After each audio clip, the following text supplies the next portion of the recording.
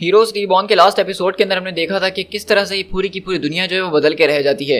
लेकिन इस नई दुनिया के अंदर भी एक शख्स मौजूद है, यानी कि ब्लेड, जिसको ये सारी की सारी बातें याद हैं कि ये दुनिया इस तरह से नहीं चलनी चाहिए। यानी कि जहाँ पे एवेंजर्स होनी चाहिए इस दुनिया के अंदर, वहाँ पे एवेंजर्स का कोई नामो निशान नहीं है और उसकी जगह एक नई सुपर हीरो टीम ने ले ली है जिसका नाम स्क्वाड्रन सुप्रीम है।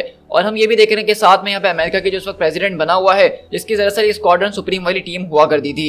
लेकिन वहीं पे देखते हैं कि ब्लेड जो है वहाँ पे सारे के सारे एवेंजर्स को ढूंढने की तलाश में निकल जाता है और वहीं पे वो थॉर के पास जाता है, उसको याद दिलाने की कोशिश करता है कि वो कौन है, वो आखिरकार कितना ज्यादा पावरफुल बीइंग है। और वहीं अगले पल वो आर्टिक सर्कल के अंदर भी जाता है, उस जमे हुए आइसबर्ग के अंदर, जहाँ पे कैप्टन अमेरिका की लाश को आज तक किसी ने निकाला ही नहीं है, ताकि वो उनको दोबारा जिंदा कर सके। अब आगे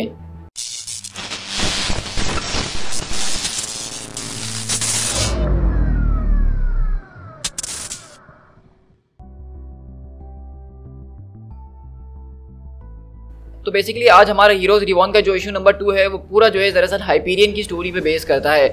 आपको शायद देख के लगेगा कि शायद इसका कोई टाइन कॉमिक है जिसके अंदर हमें हाइपीरियन की स्टोरी सुनाई जा रही है, लेकिन ऐसी बात नहीं है। दरअसल हीरोज रिबॉर्न का इशू नंबर 2 ही है जिसके अंदर हमें सिर्फ आज जो है हाइपीरियन के ऊपर स्पॉटलाइट डाली गई है। और हमारी कहानी की शुरुआत बेसिकली बहुत साल पहले से होती है, जहाँ हमारा शुरुआती कॉमिक्स की गैलेक्टस और सिल्वर सर्फर के साथ होती है, जहाँ पे गैलेक्टस बोलता है कि मेरी जर्नी अब खत्म होती है, ये प्लेनेट अर्थ, अब इसकी सारी की सारी एनर्जी को मैं अपने लिए इस्तेमाल करूंगा और इस पूरे के पूरे प्लेनेट को ड्रेन करके रख दूंगा। सो स्पीक्स द गैलेक्टस। लेकिन वहीं पे सिल्वर सर्फर अगले पल बोलता है कि मास्टर, कोई चीज हमारी तरफ आ रही है और वो बहुत तेजी से आ रही है, वो तो इतनी तेज है जितना तेज मैं भी नहीं चल सकता हूँ। और वहीं से हमें साथ में एक एपिलॉग भी सुनाया जा रहा है हाइपीरियन के जरिए, जो बताता है कि मुझे अपने पेरेंट्स के फेसेस तक याद नहीं है और मुझे उनके नाम तक याद नहीं है, मुझे उस जगह का नाम भी नहीं है जिस जगह से मैं यहाँ पे आया हूँ। लेकिन मैं बस एक बात को जरूर जानता हूँ कि वो लोग मुझे हर एक चीज से बहुत ज्यादा चाहते थे, beyond all limits of the possible. और वो रॉकेट शिप जिसके अंदर मैं अर्थ पर आया था वो इस बात का जीता जाता सबूत है।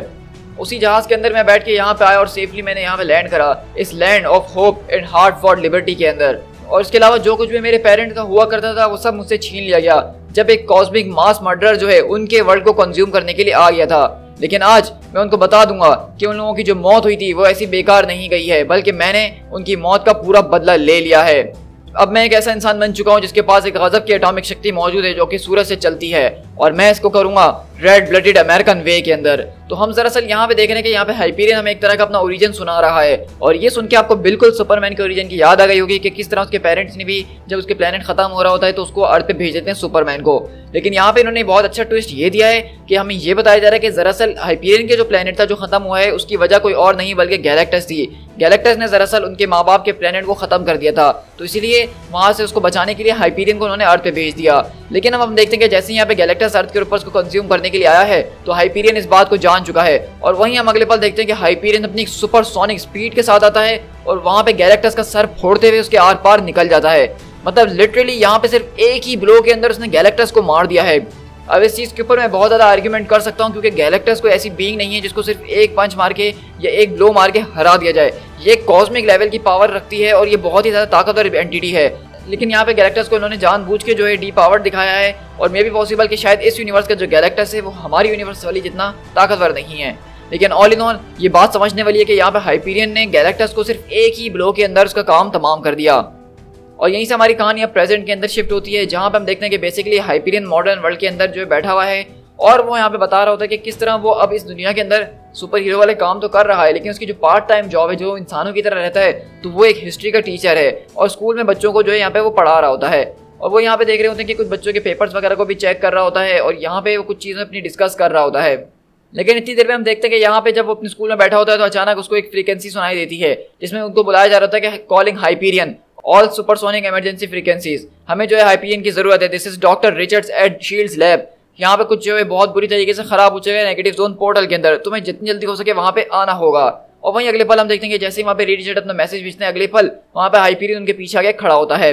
और इस तरह हम देख रहे हैं कि यहाँ पे जो रीड रिचर्ड है इस दुनिया के अंदर उनको कोई पावर्स वगैरह नहीं मिली है, वो नॉर्मल यहाँ पे एक साइंटिस्ट हैं जो कि शील्ड के लैब के अंदर काम कर रहे हैं। और हम देख रहे हैं कि यहाँ पे फौरन मार्क मिल्टन पहुंच जाता है, यानी कि हाइपीरियन हमारा, और पूछता है कि आखिरकार अब क्या हो गया है, क्या जो मैंने तुम्हें आखिरी कह दिया था डूम वो यहाँ से निकल के भाग चुका है।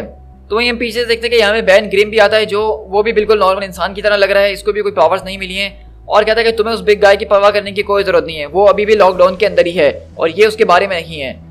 तो वहीं से हाइपीरियन बोलता है कि फिर ये किसके बारे में है बैन, एग्जैक्टली यहाँ पे हुआ क्या है। तो वहीं से रीड शर्ट बोलते हैं कि एग्जैक्टली वही हुआ है जिसके बारे में मैंने तुम्हें वार्न किया था हाइपीरियन। डिस्पाइट हम जितनी भी ज़्यादा सिक्योरिटी की बढ़ाने की कोशिश क्यों ना कर लें, हम जितना भी जो है इसको ठीक तरीके से पकड़ने की कोशिश क्यों ना कर लें, लेकिन नेगेटिव जोन एक ऐसी जगह है जहाँ पे प्रिजन बनाना ये बहुत ज़्यादा अनस्टेबल है और अभी अभी जो है वहाँ पे एक ब्रेकआउट हुआ है।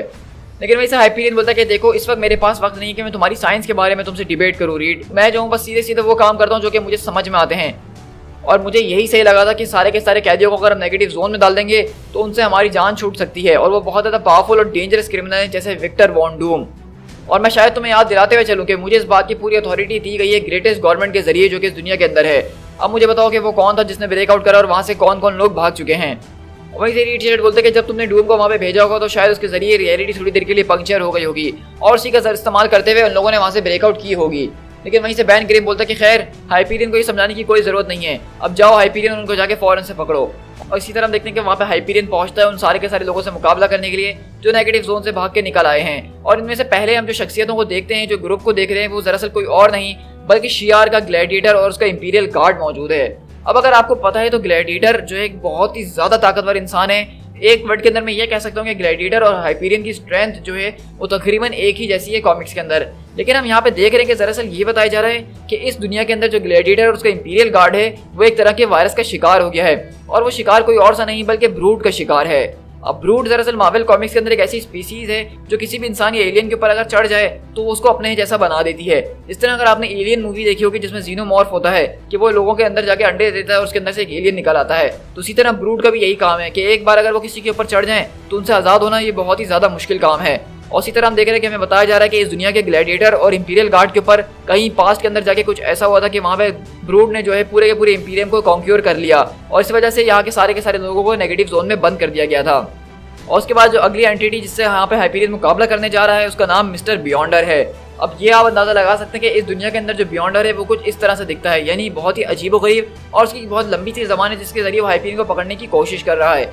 लेकिन हाइपीरियन यहाँ पे ये भी बता रहा होता है कि किस तरह से मिस्टर बियॉन्डर जो है वो यहाँ की आसपास की सारी रियलिटी को बदल सकते हैं। उन्होंने आसपास के जितने लोग थे सबको मछलियों के अंदर ट्रांसफॉर्म कर दिया और वो बस मुझसे बार बार यही बात किए जा रहा है कि ये वर्ल्ड जो है लाइस के ऊपर बना हुआ है। अब हाइपीरियन इस बात को सोचने में मजबूर हो रहा है कि बियॉन्डर ऐसी बातें क्यों कर रहा है, लेकिन अभी उसके लिए जो सबसे बड़ा काम है वो उसको यहाँ पे रोकना है और वो ये बहुत आसानी से कर लेता है। और उसके बाद हम यहीं से शिफ्ट होते हैं डेली ब्यूगल के अंदर जहाँ पे पीटर पार्कर मौजूद है। यानी कि पीटर पार्कर इस दुनिया के अंदर एक छोटा सा जो है फोटोग्राफर है, वो कोई बहुत ही बड़ा सुपर हीरो नहीं बना है, यानी कि स्पाइडरमैन नहीं बना है। और वो यहाँ पे जब मौजूद होता है तो यहाँ पे कुछ चीज़ों का अटैक हो जाता है जिससे हमें दरअसल पता चलता है कि ये दरअसल हाइव ऑफ एनहाइलेशन है, यानी कि इनहाइलस जो है जो कि नेगेटिव जोन के अंदर राज करता है ये उसकी फोर्सेस हैं और उसने उसको यहाँ पे छोटा करके भेजा हुआ है। और वहीं पे देखते हैं कि अगले पल यहाँ पे मार्क मिल्टन उनसे भी आसानी से लड़ लेता है, लेकिन वहीं से स्पाइडर मिलता है कि हे हाइप्स, मेरे ख्याल से ये चीज़ें ज़्यादा देर के लिए छोटी नहीं रहने वाली हैं, क्योंकि अगले पल हम यहाँ से शिफ्ट होते हैं अपने अगले विलन के ऊपर जो कि नेगेटिव जोन से भागा है और वो कोई और नहीं बल्कि अल्ट्रॉन है। लेकिन इस दुनिया के अंदर जो अल्ट्रॉन है वो दरअसल हैंक पिम ही है। इसमें हमें बताया जा रहा है कि हैंक पिम जो है उसके बहुत अच्छे दोस्त हुआ करते थे मार्क मिल्टन के और वो एक अच्छे एंड साइज सुपर हीरो भी हुआ करते थे। लेकिन आखिरकार उन्होंने जो एक रोबोटिक आर्टिफिशियल इंटेलिजेंस अल्ट्रॉन को बनाया था वो आर्टिफिशियल इंटेलिजेंस उनकी बॉडी के ऊपर ही चढ़ गया और एक तरह से अल्ट्रॉन जो है अब वो पूरा का पूरा हैंक पिम ही बन चुका है। हम ऑलरेडी कॉमिक्स में इस तरह से देख चुके हैं कि एक बार हुआ था कि जब अल्ट्रॉन और हैंक पिम आपस में एक साथ मर्ज हो गए थे, यानी कि आधा हैंक पिम और आधा अल्ट्रॉन था। लेकिन इस रियलिटी के अंदर अल्ट्रॉन ही जो है वो हैंक पिम बन गया है पूरी तरीके से। अब हो ये सकता है कि अल्ट्रॉन ने शायद उनकी बॉडी हैक कर ली हो या फिर हैंक पिम खुद ब खुद ईविल हो गए और वो अल्ट्रॉन का एजेंडास को फॉलो कर रहे हैं। और यहाँ पे अल्ट्रॉन की सबसे बड़ी पावर यही है कि वो अपने साइज को छोटा बड़ा कर सकता है, लेकिन हाइपीरियन के लिए ये भी कोई बड़ी बात नहीं है। अगले पल हाइपीरियन उसके पूरे हाथ पैर को उखाड़ के वहीं पे फेंक देता है और यहीं से हम देखते हैं कि वहीं पे हाइपीरियन बताता है कि वो लोग आए तो उनको बता देना कि सारे के सारे नेगेटिव जोन की कैदियों को मैंने पकड़ लिया है। विंटर सोल्जर और उसकी कमी विडो गार्ड, उसके साथ साथ अंडर सी टेरर किंग नेमोर और फ्रीक शो म्यूटेंट फोर्स जो है उन सबको मैंने डिटेन कर दिया है। तो यानी कि हमें बताया जा रहा है कि इस दुनिया के अंदर विंटर सोल्जर भी है, विडो गार्ड भी है और विडो गार्ड से मेरे ख्याल में जो मेरा अंदाजा जा रहा है वो ब्लैक विडो है इस दुनिया की। और नेमोर भी इस दुनिया में मौजूद है जिसको हाइपीरियन ऑलरेडी हरा चुका है और एक म्यूटेंट फोर्स भी है जिसके अंदर हमें नहीं पता कि कौन कौन शामिल और कौन कौन नहीं, लेकिन हाइपीरियन ने उन सबको डिटेन ऑलरेडी कर दिया है। और वो वहाँ से उड़ते हुए जाते हुए कहता है कि बस अब सिर्फ एक ही रह गया जिसको मुझे पकड़ने की जरूरत है और वो इन सब में से सबसे ज्यादा खतरनाक है। और इसी तरह हम यहाँ से उसी स्कूल के अंदर शिफ्ट होते हैं जहाँ पे मार्क मिल्टन अपने बच्चों को पढ़ाया करता है हिस्ट्री। और वहीं पे हम देखते हैं कि क्लास में वो विलन घुसा हुआ है और वो पढ़ा रहा होता है बच्चों को, कहता है कि हिस्ट्री जो है वो कोई झूठ नहीं है, ये होल वर्ल्ड जो है वो बहुत ज्यादा ग्रेट है, एवरीथिंग एम राइट वे। लेकिन हम देख रहे हैं कि ये जो भी शख्स है ये इंग्लिश बोलने की कोशिश कर रहा है लेकिन उल्टी पुल्टी बोल रहा है और कहता है कि मैं तुम लोगों का कोई दुश्मन नहीं हूँ और मैं यहाँ से कोई मिसिंग भी नहीं हूँ और मुझे यहाँ से ले जाया भी नहीं गया है। हिस्ट्री वो जरा सी भी नहीं बदली है, जैसा कि तुम मुझे देख सकते हो कि मैं बिल्कुल भी सैड नहीं हूँ, मैं क्रेजी नहीं हूँ। Hulk am crazy one there is. और इस तरह हम देखते हैं कि यहाँ पे कोई और नहीं बल्कि जो आखिरी विलन है वो हल्क है, जो कि नेगेटिव जोन से भाग कर आया है। और वहीं पर अगले पल हाइपीरियन आता है और कहता है कि बैनर मेरे बच्चों से फौरन दूर हटो। और इसी तरह हाइपीरियन वहाँ पे उसको जो है हल्क को मारते हुए वहाँ से बाहर ले आता है और बताता है कि ब्रूस बैनर एक वॉकिंग टॉकिंग जो है गैमा बॉम्ब है जो कि रेज से भरा हुआ है और एक फोर्स ऑफ डिस्ट्रक्शन है। और अब मुझे ऐसा लगने लगा कि वो तकरीबन बिल्कुल ही इंसेन हो चुका है। वहीं से हाइपीरियन बोलता है कि आखिरकार तुम्हें कैसे पता चला मॉन्स्टर के मैं कौन हूँ, तुम्हें मेरी सीक्रेट आइडेंटिटी के बारे में कैसे पता चला। तो हल्क वहीं पे उसको मारते हुए बोलता है कि हल्क बहुत कुछ जानता है तुम्हारे बारे में। हल्क जानता है कि ये दुनिया गलत है, ये लोग गलत हैं, हल्क के रोग जो है वो मिसिंग है। कहाँ है अर्थ माइटीएस्ट हीरोज, कहाँ है एवेंजर। तो उसी तरह हम देख रहे हैं कि बेसिकली यहाँ पे हल्क को भी इस बात के बारे में पता है कि यहाँ पे एवेंजर्स होने चाहिए, एवेंजर्स यहाँ से गायब हैं और वो शायद उनको ढूंढने के लिए यहीं पे पहुंचा इस तरह से। लेकिन वहीं अगले पल हाइपीरियन उसकी बात को काटते हुए उसको मारना शुरू करता है और हमें दरअसल यहाँ पे ये बताया जा रहा है साथ साथ कि ये हल्क कोई और नहीं बल्कि इमोर्टल हल्क है, जो कि अब तक का सबसे ज्यादा पावरफुल हल्क की फॉर्म मानी जाती है। और हाइपीरियन उससे भी बहुत आसानी से और बहुत अच्छे तरीके से मुकाबला कर रहा होता है।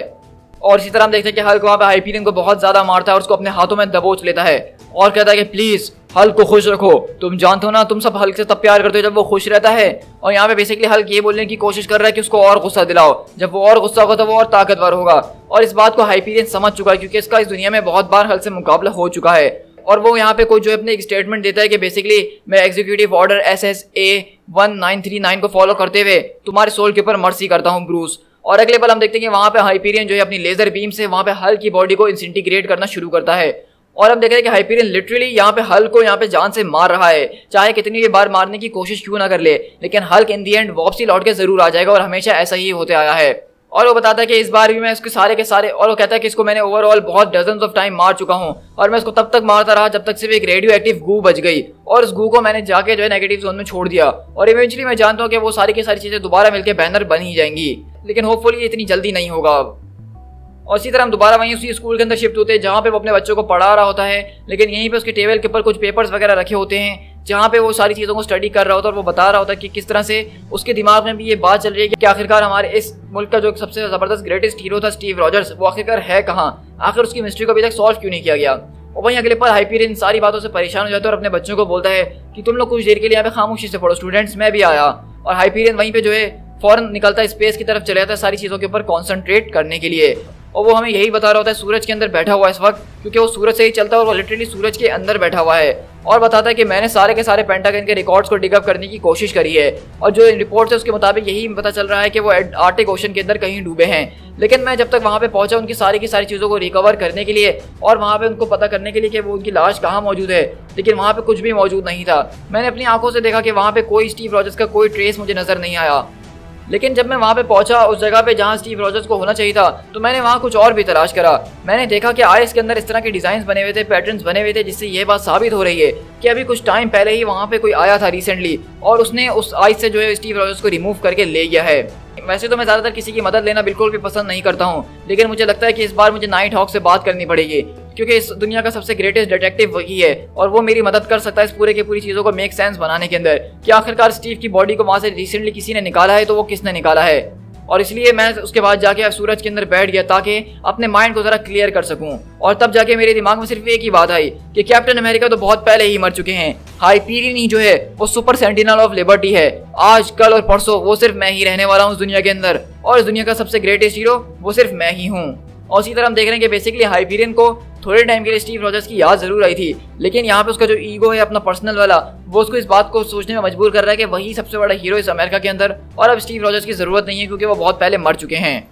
इसी तरह हम दोबारा से यहाँ पे स्कूल के अंदर शिफ्ट होते हैं कुछ टाइम के बाद, जहाँ पे वो यहाँ पे नेमोर वगैरह की कहानी सुना रहा होता है कि किस तरह नेमोर ऑफ अटलांटिस यहाँ पे आया था, जिसको हमने बहुत टाइम पहले पकड़ लिया था, और वो अपनी हिस्ट्री यहाँ पे सुना रहा होता है। लेकिन अगले बार उसको एक अजीब सी वुश की आवाज़ आती है जैसे उसकी तरफ कोई चीज़ आई हो, और वहीं पे बोलता है कि excuse me one moment students, मैं भी आया।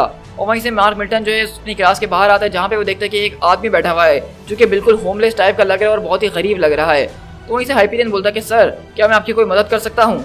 तो वहीं से वो आदमी बोलता है कि नहीं, मेरे ख्याल से तुम मेरी कोई मदद नहीं कर सकते हो और वैसे मुझे तुम्हारी मदद की कोई ज़रूरत भी नहीं है, मैं बस यहाँ पे बैठ के सुन रहा था तुम्हारे हिस्ट्री लेसन के बारे में। मैं यहाँ पे जो हिस्ट्री टीचर इनको लेसन पढ़ा रहे हैं बस उसको सुन रहा था। मैंने हिस्ट्री के अंदर काफ़ी कुछ मिस कर दिया है, तो इसलिए मैं उसको रिकवर करने की कोशिश कर रहा हूँ।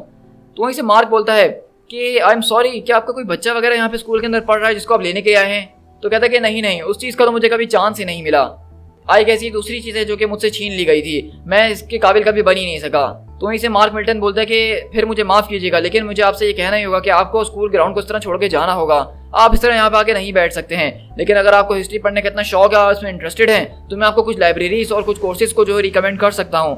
आप हमारी नियर बाय कॉलेज कम्युनिटी के अंदर आके उनको पढ़ सकते हैं। तो वहीं से वो शख्स बोलता है कि वैसे ये बहुत ही बढ़िया स्कूल है, इसके अंदर अपना सुपर हीरो है जो कि इसको लुकआउट कर रहा है, ये तो काफ़ी फैसिनेटिंग चीज़ है। लेकिन वहीं से हाइपीरियन अपने दिमाग में सोचते हुए बोलता है कि आखिरकार मेरी एटॉमिक विजन इस आदमी के ऊपर काम क्यों नहीं कर रही है, मैं इसको स्कैन क्यों नहीं कर पा रहा हूँ आखिरकार। और वहीं से हाइपीरियन पूछता है कि सर, क्या मैं आपको कहीं जानता हूँ कि हम पहले मिल चुके हैं? तो कहते हैं कि नहीं, मेरे ख्याल से ऐसा कभी नहीं हुआ, क्योंकि मैं तो सिर्फ एक होमलेस इंसान हूँ जो कि यहाँ से वहाँ भटकता रहता हूँ। मैं किसी की लाइफ में कोई इंपॉर्टेंस रखता भी नहीं हूँ। लेकिन एक दिन मैं उठा और मैंने इस बात को रियलाइज़ करा कि सब लोग एक बहुत ज़रूरी चीज़ के बारे में भूल चुके हैं जो कि सबसे ज़्यादा ज़रूरी है। वहीं से हाइपीरियन पूछता है कि आखिरकार वो क्या चीज़ है जिसके बारे में सब भूल चुके हैं। तो वहीं से वो शख्स उसके सामने आता है, उससे हाथ मिलाते हुए बोलता है कि वो कुछ और नहीं बल्कि द ट्रूथ है। और मुझे आपसे मिलकर बहुत अच्छा लगा Hyperion, the man of American might. और उसी तरह हम देखते हैं कि वहाँ पे वो शख्स उससे हाथ मिलाता है और कहता है हाइपीरियन कि सर, आई एम अफ्रेड कि मुझे अब आपको यहाँ से जाने के लिए कहना होगा। लेकिन हाइपीरियन अपने दिमाग में ये भी बता रहा है कि एक मिनट यार, ये मुझे हर्ट क्यों कर रहा है? मुझे तो लगा ये बुढ़ा आदमी बहुत ज़्यादा कमज़ोर होगा, लेकिन वाकई में मुझे इससे तकलीफ हो रही है। तो हम देख रहे हैं कि जो कोई भी शख्स है, जब उसने हाथ मिलाया हाइपीरियन से, तो हाइपीरियन को एक पेन महसूस हो रहा है, यानी कि उसको महसूस हो रहा है कि कोई उसका हाथ दबा रहा है। और अगले पल हम देखते हैं कि अचानक वो आदमी वहाँ से एक ज़बरदस्त वुश के साथ गायब हो जाता है और हाइपीरियन यहाँ कंफ्यूज रह जाता है कि आखिरकार ये था तो कौन था। और हम देखते हैं कि वहाँ पे दरअसल कोई और नहीं बल्कि यहाँ पे ब्लेड मौजूद होता है, जो कि उस आदमी को यहाँ पे बहुत स्पीड से लेके गायब हो गया। और वो कहता है कि अब तुम्हें नजर आया कि मैं तुम्हें क्या दिखाने की कोशिश कर रहा था, अब भी तुम्हें मुझ पे शक है जो मैंने तुमसे कहा। तो वो शख्स कहता है कि नहीं, मुझे माफ कर देना, जो कुछ भी मैंने तुमसे पहले कहा शायद मैं कुछ ज़्यादा ही लंबे टाइम के लिए सोच चुका हूँ, इसीलिए मुझे एक वैम्पायर की बातें थोड़ी और लग रही थी। लेकिन अब जब मैंने अपनी आंखों से देख लिया तो मैं समझ चुका हूँ कि ये दुनिया बिल्कुल बदल चुकी है और तुम बिल्कुल ठीक कह रहे थे ब्लेड। ये सब कुछ बिल्कुल गलत चल रहा है। आखिरकार मैंने और क्या क्या मिस किया और ये लोग आखिरकार सब कुछ कैसे भुला सकते हैं जब से मैं आइस के अंदर मौजूद हूँ। और इस तरह हम देखते हैं कि वहाँ पे वो शख्स और ब्लेड जो हैं वो कहीं और नहीं बल्कि टोनी स्टार्क के हाउस ऑफ बुलेट नाम की एक जगह के ऊपर जा रहे होते हैं, जो कि एक दरअसल गन बार है। वहीं पे ब्लेड बोलता है कि मेरे ख्याल से तुम्हें बैठ जाना चाहिए कैप, और मैं तुम्हें ताकि हर एक चीज़ के बारे में बता सकूँ कि हमसे क्या क्या चीज़ों को चुराया गया और क्या क्या चीज़ों की ज़रूरत होने वाली है। और मैं तुम्हें यहाँ पे बैठ के बताता हूँ अवेंजर्स के बारे में। और हम देखते हैं कि वो मिस्टीरियस शख्स कोई और नहीं बल्कि कैप्टन अमेरिका स्टीव रॉजर्स थे, जिसको ब्लेड ने भी कुछ टाइम पहले बर्फ से निकाला है। और वो कहते हैं कि मुझे कुछ बताने की ज़रूरत नहीं है ब्लेड, मुझे बल्कि तुम सीधे सीधे दिखाओ, क्योंकि अब हमारे पास ज़्यादा वक्त नहीं है, हमें फ़ौरन जो है काम के ऊपर लगना होगा। तो हम देख रहे हैं कि दरअसल इस दुनिया के अंदर स्टीव रॉजर्स जो हैं उनके पास शायद सुपर सोलर सीरम के अलावा कुछ और भी एक्स्ट्रा पावर्स हैं, जिसकी वजह से हाइपीरियन उनको स्कैन नहीं कर पा रहा था, उसका एटॉमिक विजन नहीं चल रहा था। और कैप्टन अमेरिका हम जानते हैं कि बहुत ज़्यादा ड्यूरेबल है, लेकिन इतने ज़्यादा ताकतवर नहीं है कि वो हाइपीरियन जैसे शख्स को एक दर्द महसूस करवा सकें उसका हाथ पकड़ के। तो यानी कि यहाँ पे कैप्टन अमेरिका के पास स्ट्रेंथ कुछ ज़्यादा ही मौजूद है। To be continued.